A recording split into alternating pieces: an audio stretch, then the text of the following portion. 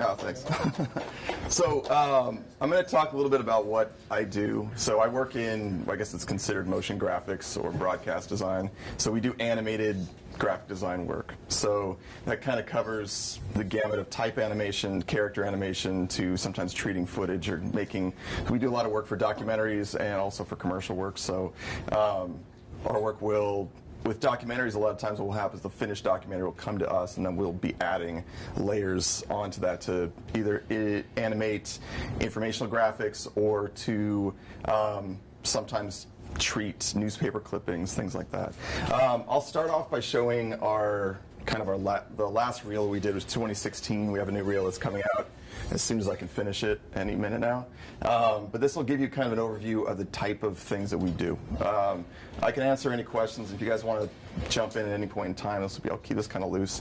But I'm going to talk a little bit about what we do and how I got into this industry, and then I will show you a couple kind of tutorial things about how many people here worked with After Effects. You guys all kind of a little bit touching into it. Okay, it's a beast of a program, but if you know kind of a couple places to start looking, if this kind of work interests you, there's a lot of ways to figure out how to do anything that I do. So let me show you our general reel, and I'll show you a couple projects that illustrate some different kind of sections of work that we've done in the past. So a demo reel, I don't know if I need to explain it, but it's basically just a quick, if a client comes to take a look at our website, they can, in a couple minutes, get an idea of what our style is. So here is, I think there's...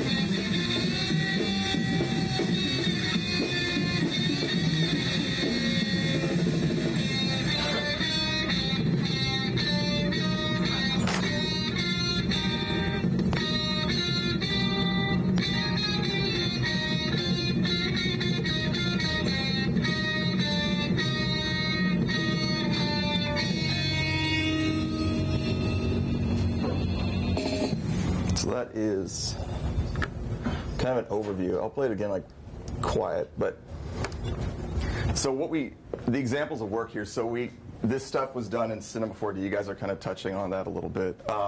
We do a lot of, this was just a commercial for Marshall amps for this program they have. We do some stuff in here is stuff that goes right to the web. Some of it is business to business work. We do some character design stuff. We don't do a lot of, it's not all of what we do, but anything that you can, it's basically taking any graphic design and putting it into motion. So any questions about this kind of stuff, or no? Cool, we'll get into it. Yes. How long does it usually take you to do this, like this whole thing? Mm-hmm. Like one of the projects? Yeah. I'll show you a couple of those individual projects and talk about how long it took. We usually have, usually they'll be done, in fact I'll show you this Marshall spot really quick, and I'll talk about what we put into it. So this is a...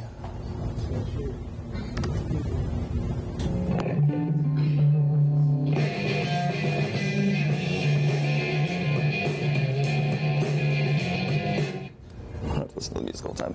But so this was a spot that this was worked in collaboration with another designer that I work with, and so he basically he designed all these frames. That took about a week of designing all the different images, and then we had about a week to animate it. So each one of these frames. So once we get one of these, so what he would do is create a storyboard. So each one of these still images was designed, and we had to transition in between those images. So we do things like applying some of the gritty texture, but it's also adding a little bit of camera shake to things. And then it's a lot of just kind of wiping things on, sliding things off, and finding ways to transition in between the elements.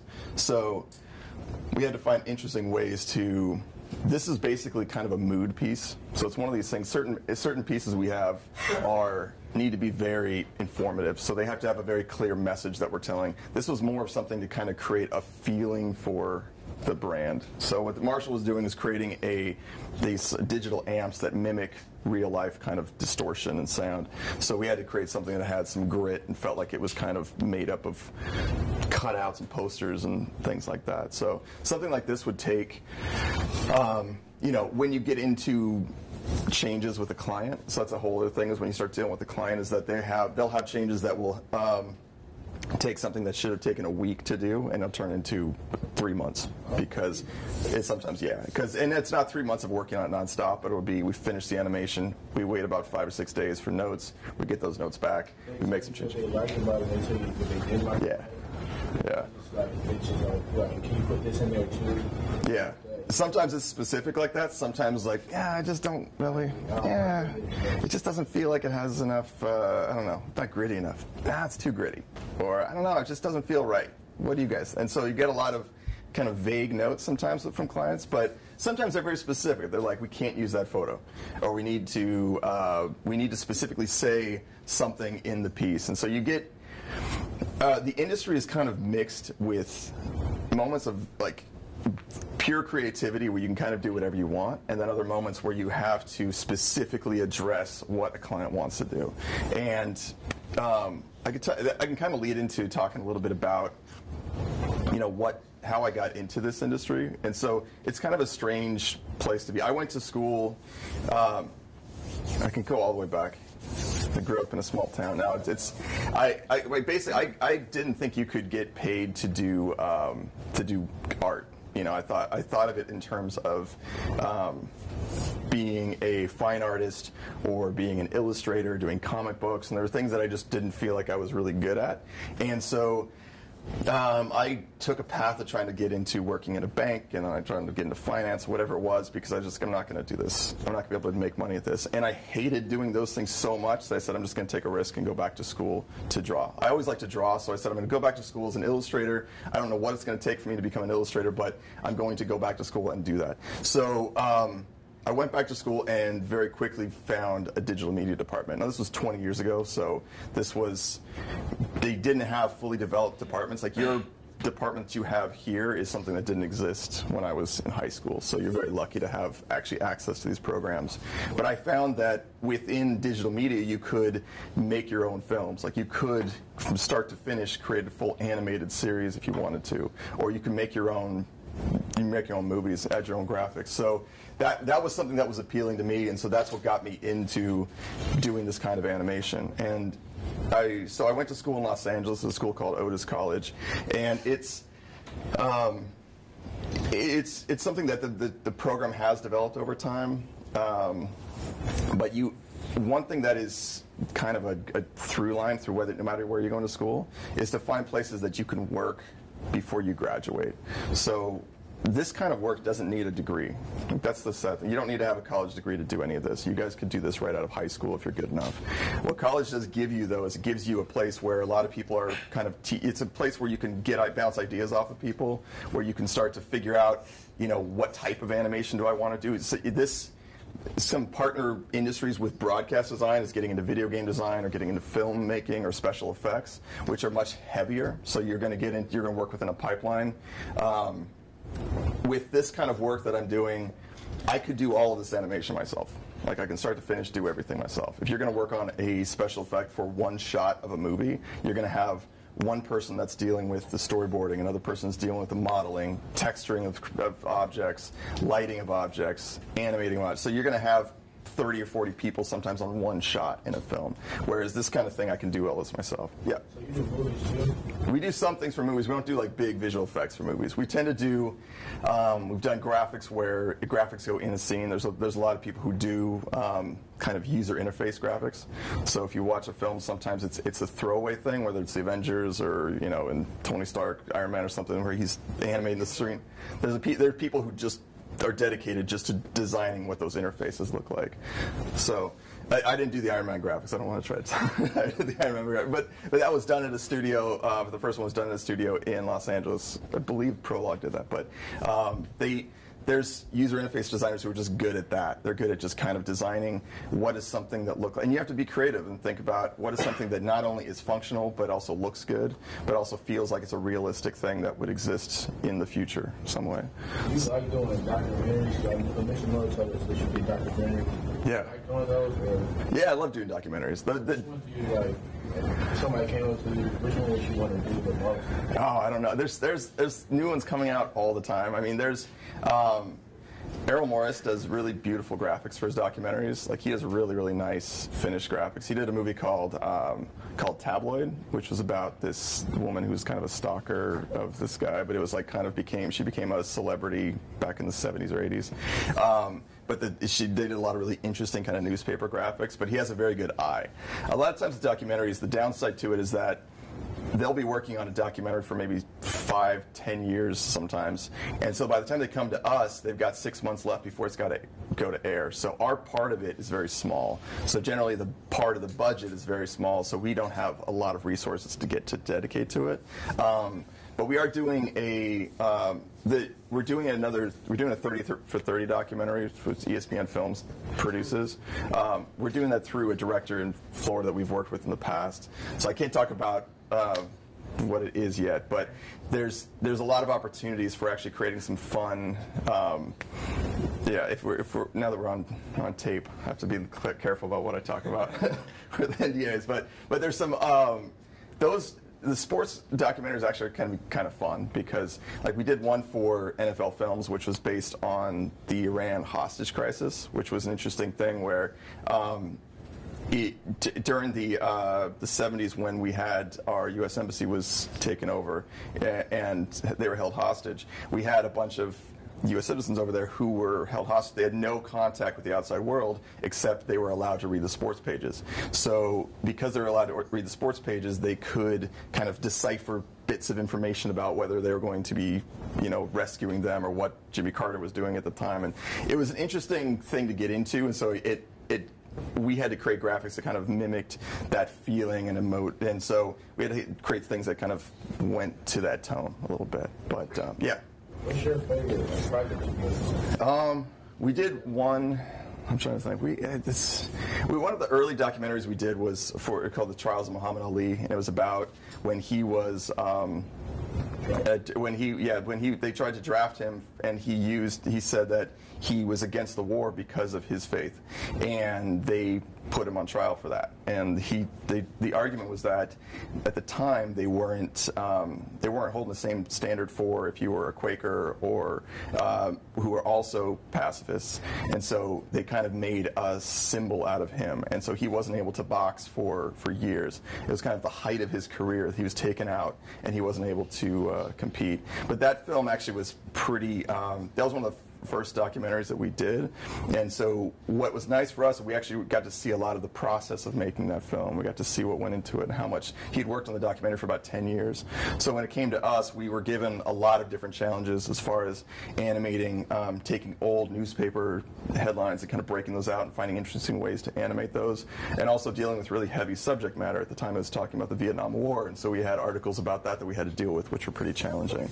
But that was that's a movie that I still think holds up, and that's one of the things with documentaries, that they hold up a little bit longer than commercial work.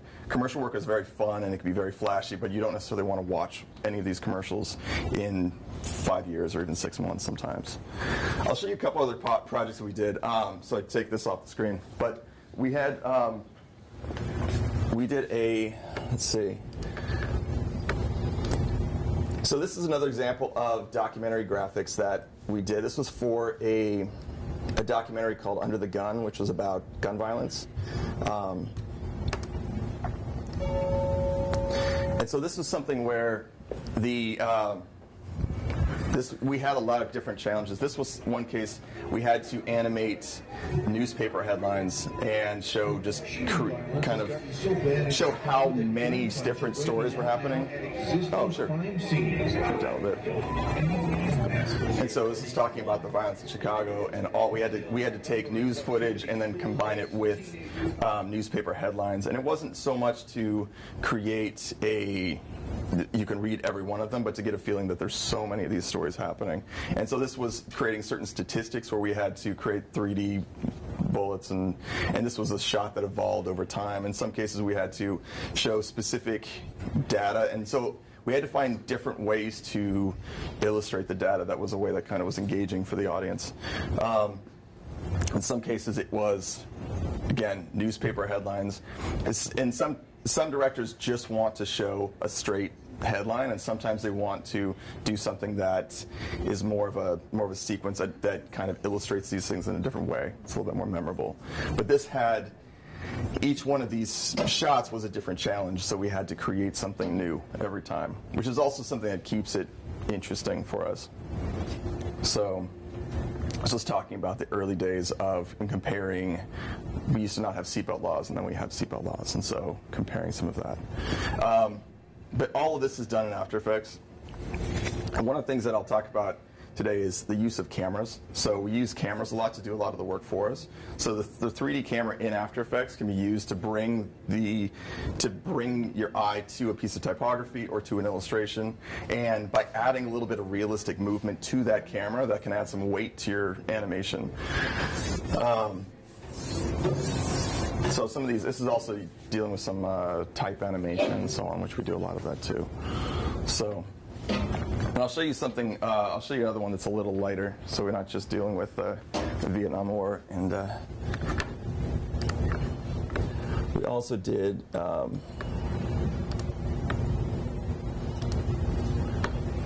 let's see. So we did the spot for Fox Sports, which was basically, we had to, so they just said, we're going to do this shoot where we're going to have her on a blank screen, and we had to just add stuff around it. So stuff like this is more fun because it can just be a little bit loose. And so we had to just first design those. You go through a process of drawing what those frames look like, you get those approved, and then you start getting into animation. And then it's just a lot of little tricks, and it's kind of adding little animated bursts and sometimes giving it a bit of a wiggle to make it feel like it's hand-drawn.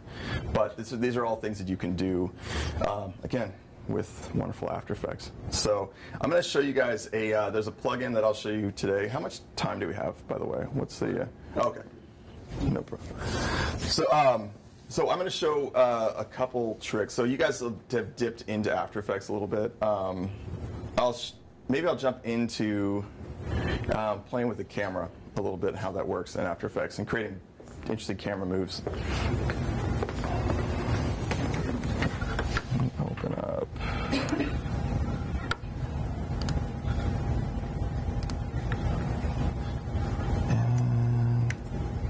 And can I save this? And I'll save this out.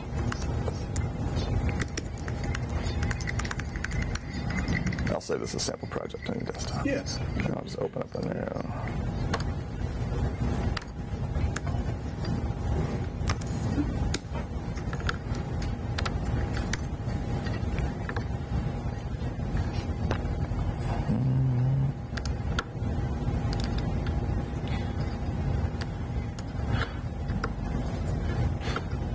So have you guys, he said you've done some stop motion animation? In the other class. In the other class? Yeah. Okay. Well, one of the things I'll show you, actually I'll start off with showing how you can do cell animation, which is I think the simplest thing to explain, which is just basically drawing every frame of something. And you actually do that in Photoshop. So let's see, let me bring this up.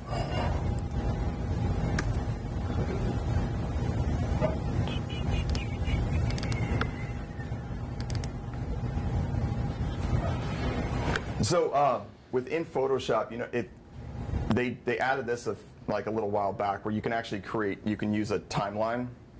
Let me turn some of these off.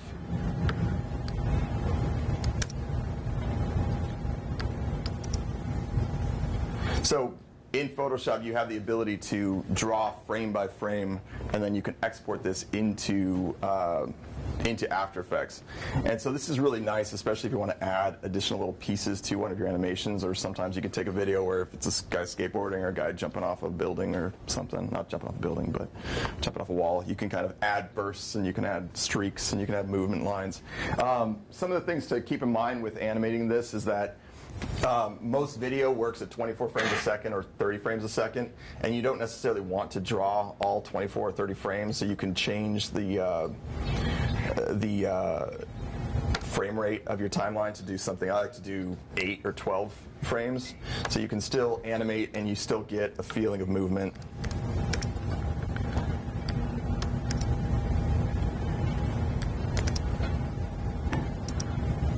So you can still get that feeling to it, but essentially it's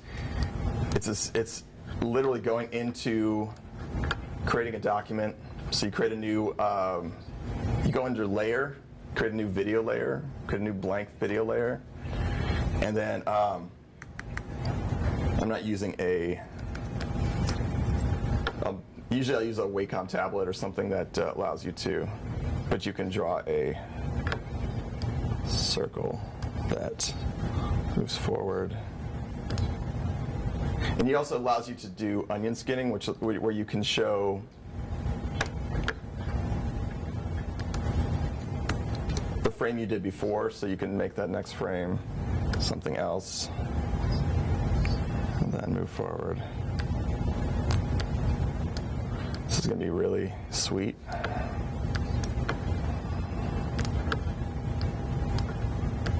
Anyways, so it's as simple as that for creating animation within. Obviously, you guys can do something that's probably a little better than this. But there you go. So now we have an animation that we've created.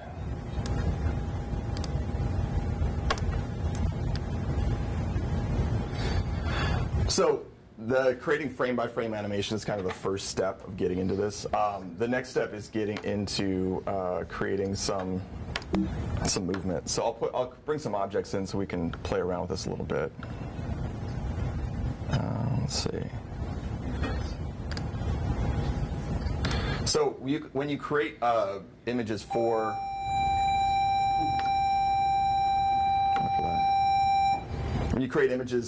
for After Effects in Photoshop, you can create them in layers, and then you can bring those layers into After Effects that you have all those pieces there.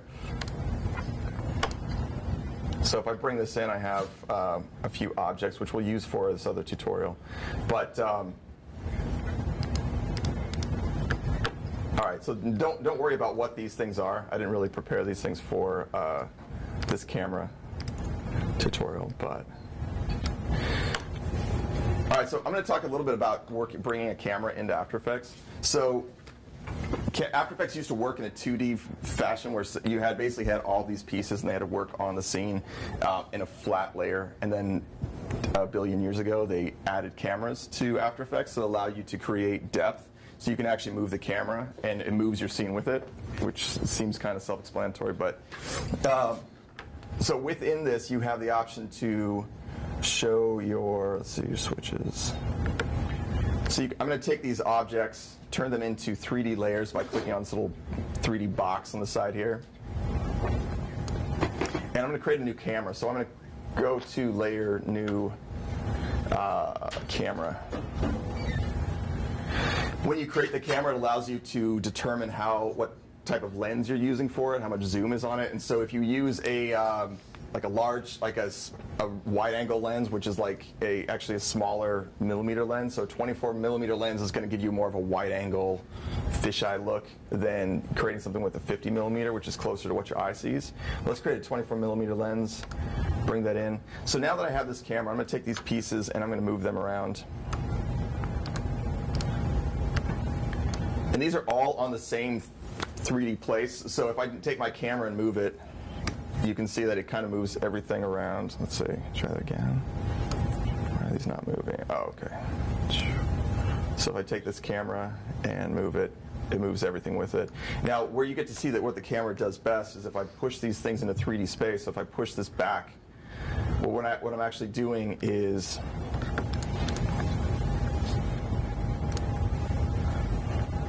this is what's existing in the scene. So I can take these objects and I can move these closer or move them to the side.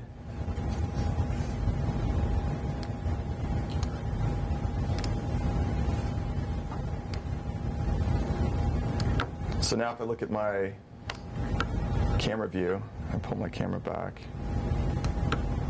you can see there's some depth, so you can see that the things in the back move slower. That, by creating that scene, like that's the starting point of creating a camera for you. So I'm going to show you something. There's a plugin called Duic Tools, which is created by this company called Rainbox Studios, and I like showing it because it's a free plugin. If you go to rainboxproduction.coop. whatever this is, if you look up DUIK, and you can find this. But if you look up Rainbox software, it'll show you this. Where this plugin, you can download this for free. And basically what this is a script that works within After Effects. So this will be the big kind of tip of the day that I'll show you guys. And the way you install this is that you can actually run this as a script. So if I go to Script, Run Script File, and find it, you can also bring this into your, let's see, let me actually install this thing first. Sorry. This is downloads.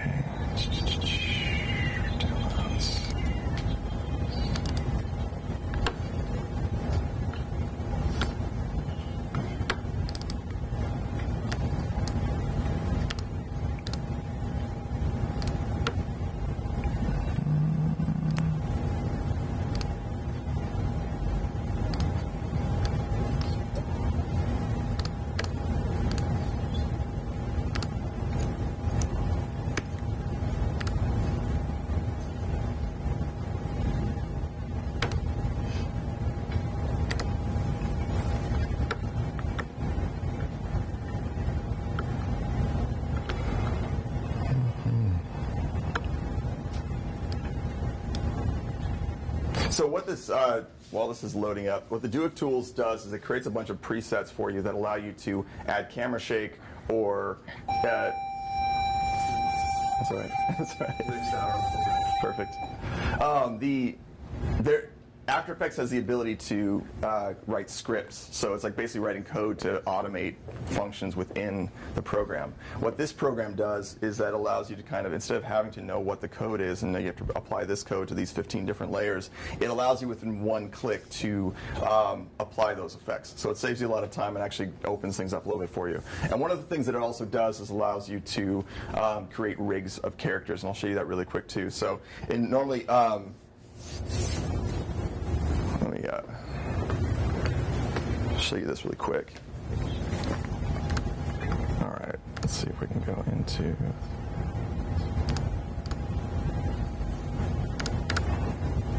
No. Script file.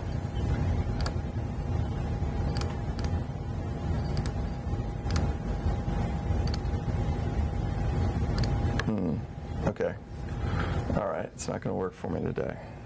Let's see.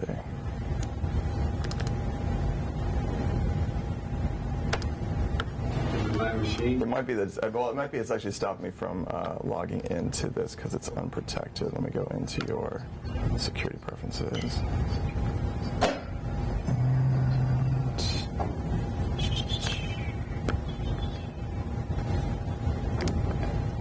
Could I get you to authenticate this really quick?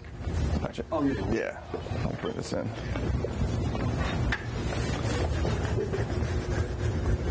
Sorry about that. That's all right. Sorry if I check some of the background for this GSD project. There you go.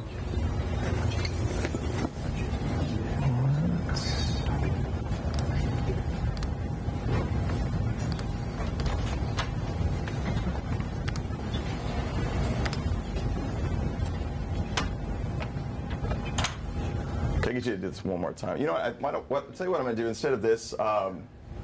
Just to save us some time, instead of installing this new program, I'm going to play around with creating some, we're going to animate some type and play around with the camera a little bit. But you can see with the Do It tool site, sorry about that, sorry that was kind of a clumsy startup. What it allows you to do basically is to, it allows you to rig characters to animate. These are some samples of work that's been created. But allows you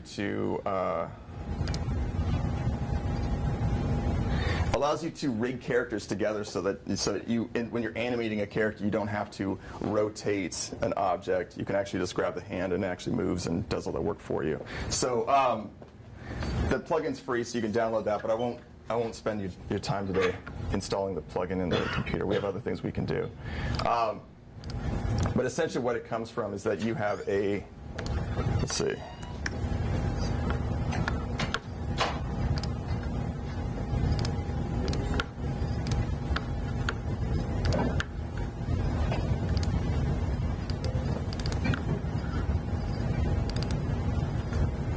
So what Do It Tools allows you to do, so in After Effects there's something called the Puppet tool, where you can click on this little push pin, and when you click on an object, you can add points to it that allow you to bend that object. So this is great, but the downside to it is that you have to actually animate each of those points independently, and what the Do It Tools plugin allows you to do is to just grab one of those points and move them all together. So this is a nice feature that allows you to distort objects. So if you want to create an animated character, you don't have to draw every frame to it. You can actually just make the arms bendable, make the body bendable, and so on. But let me bring in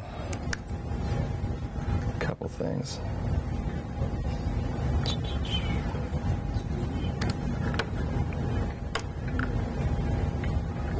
I can hear all the sound effects that I'm making as I do this so apologize. All right.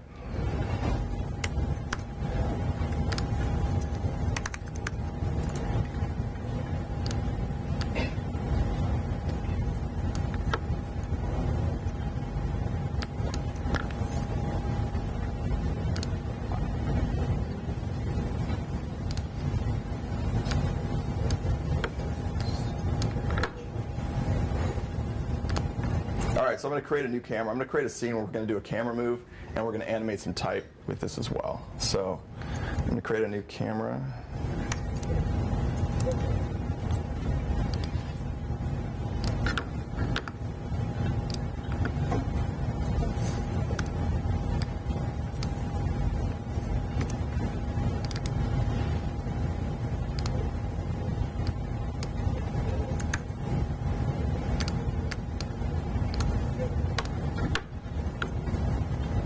So one of the things I like to do with the cameras also is to, it gives you the ability to create null objects. And what a null object is an invisible layer that you can create other movements with. So for example, when you have your camera moves from point A to point B and then moves to B to C and so on. It's basically like having one person operating the camera. By adding a null object to it, it's like having another second person over that can move things independently. So it gives you the ability to make smoother camera moves, and I'll show you how this works. So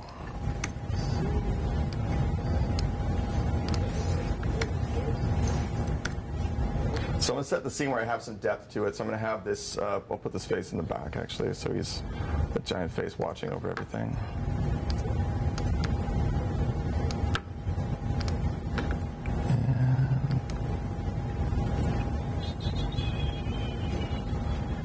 Sound effects again. Apologize.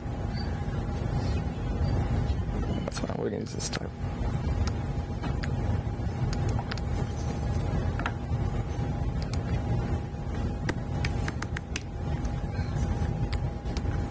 Okay, so I have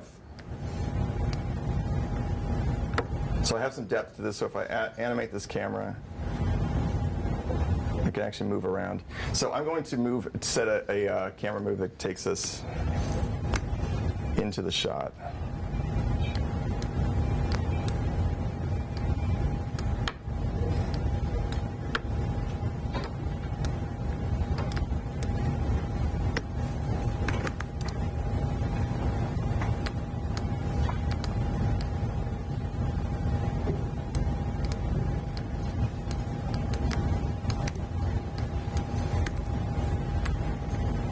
So in After Effects, if you haven't used After Effects before, you use what are called keyframes, which allow you to put an object in one place, set a keyframe, move it, and that automatically sets a new keyframe so that it animates in between. So I create something that really fun does this. One of the things to do, these keyframes can be adjusted, so you're going to want to go into this. First thing I usually do is if you click on these keyframes, it gives you the ability to smooth out that movement. So we're going to ease these keyframes, go into our graph editor, and I can actually smooth out the movement of that. So these allow us to create a smoother camera move. So you can see that feels smoother than just having a hard line move from one point to the next. What the null object allows us to do is so we create this new object, and we're going to parent the camera to that object. We can actually create a few of these. So instead of having that single camera move, we can actually chain all these together so that that top null object controls everything below it and down the line. So this is our one single camera move, but what I can actually do is move these keyframes out, and say I want to start closer to that face. So I'm going to set a keyframe, push in closer to this face. So we start here to this guy.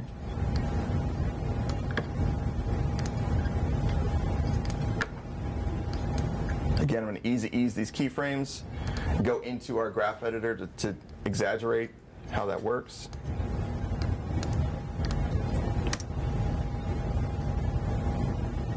So now we can start to overlap these movements. So if we did all this on one timeline, we would have to come to a complete stop before we start making this second move. But this allows us to overlap these movements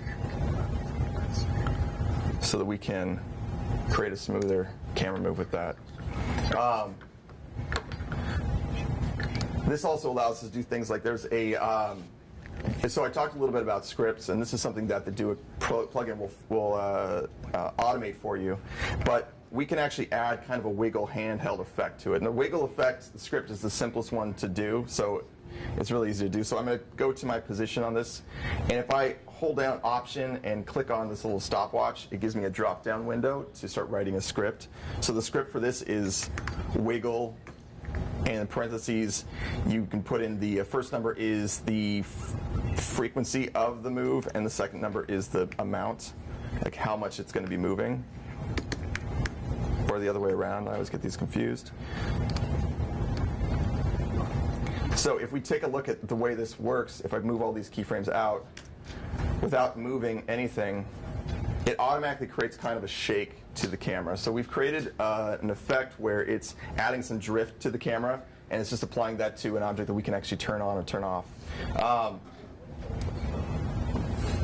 So now we have something that is creating kind of a crazy wobble to it. I can adjust that to be less.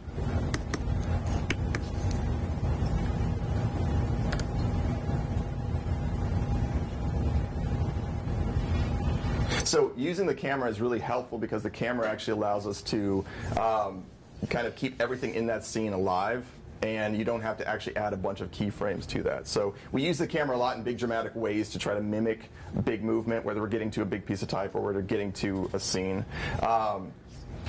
So this is like, I don't want to get too deep into this today, but this is kind of the starting point, I think, for all animation, is knowing how to work with a camera, knowing how to animate objects individually.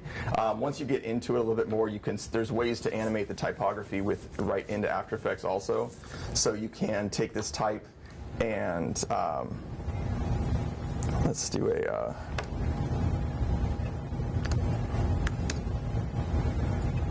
and using some of these tools, as this moves into the scene, we can actually animate the type, animating on really quickly.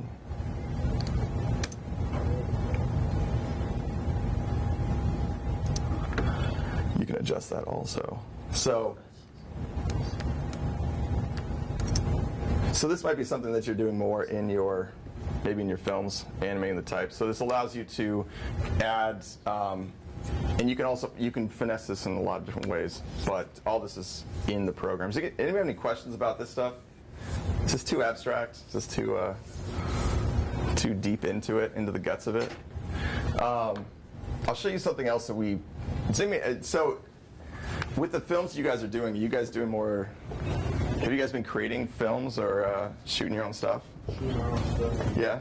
And what are you guys using to edit everything? Are you guys using Premiere or Premiere? Premiere's. Show you one of their. Yeah, that'd be great. Here, I'll show you something recent. You might like this for. Well, here's this here is. We had some wetlands people come in, and this is a little. Here, let me get the audio to play out there so you can get the whole experience. One of the things about After Effects that's nice is that After Effects works really well with Premiere, so you can kick projects to Premiere really easily. And you can also export things from Premiere into After Effects.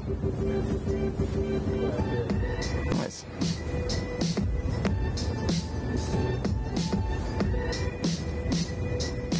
We had the Gibraltar Duck Hunters, which is normally a popular group. Actually, some of our students belong to the Gibraltar Duck Hunters.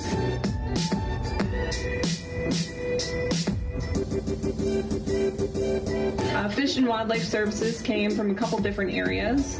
They had the game where you could play Wetland Jeopardy.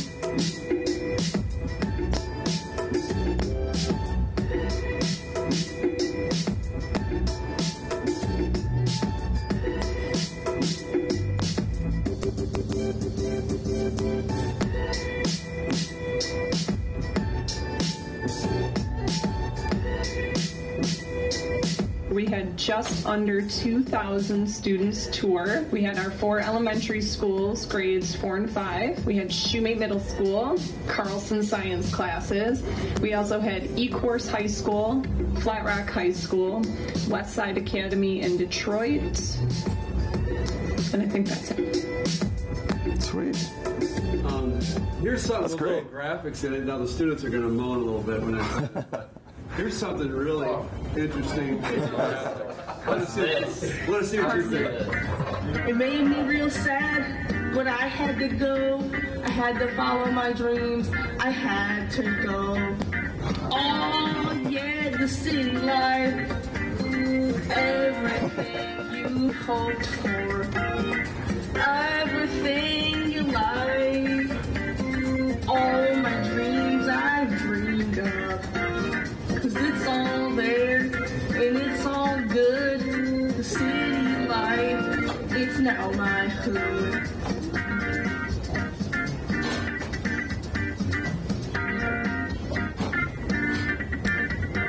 Trial and error, I made me some cash. I made a good living working at a hot dog stand. It was my dream when I was 6. Now I got an apartment. It kind of smells like mold. This isn't easy, but I do my best.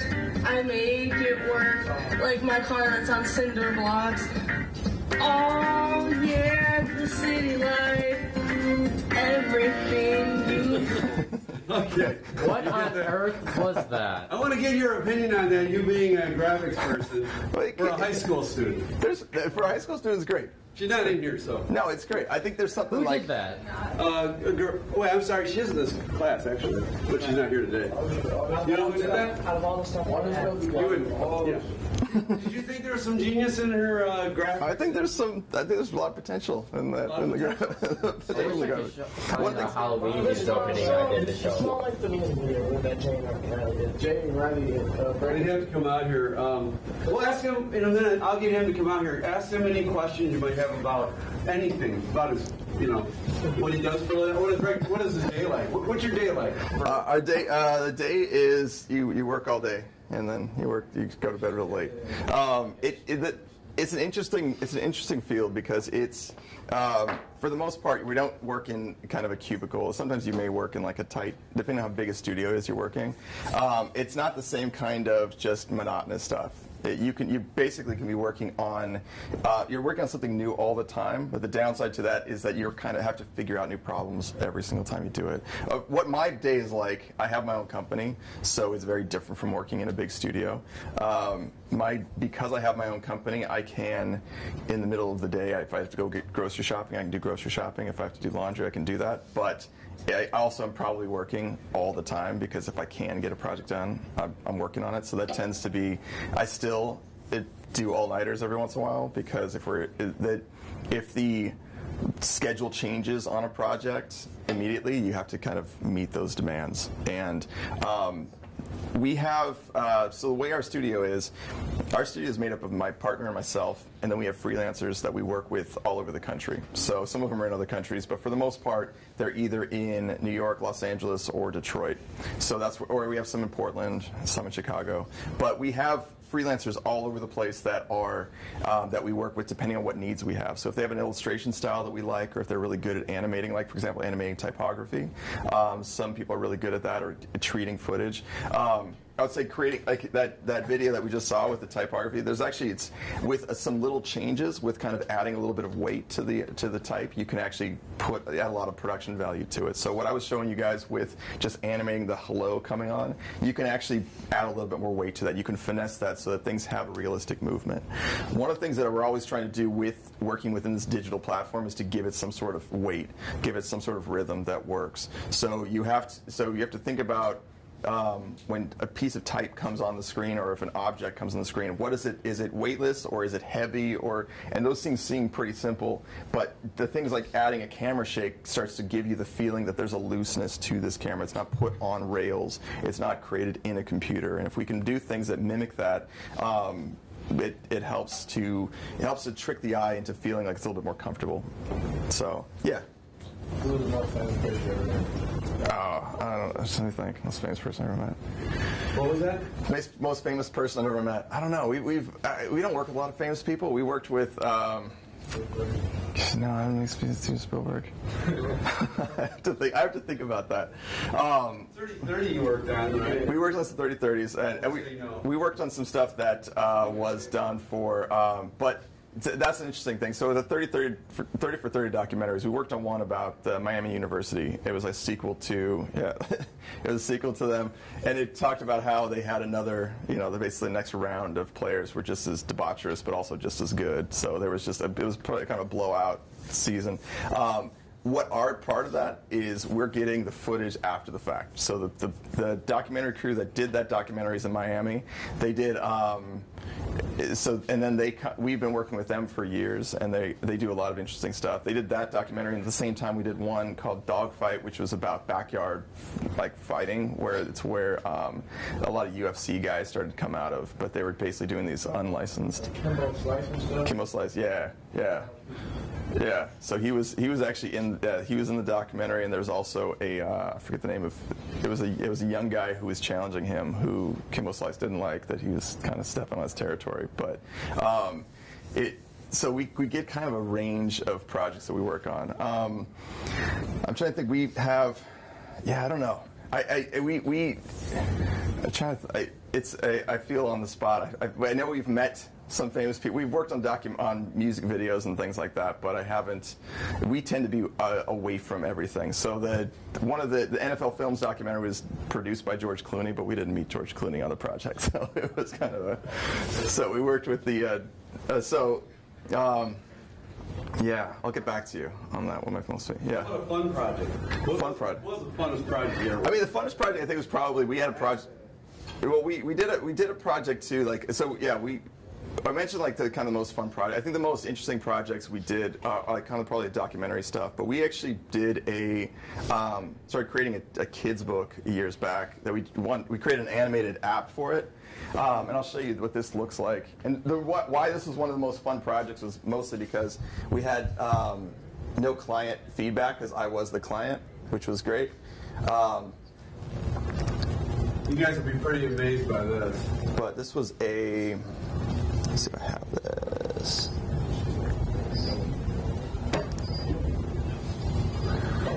Actually, I'll bring it up on our site.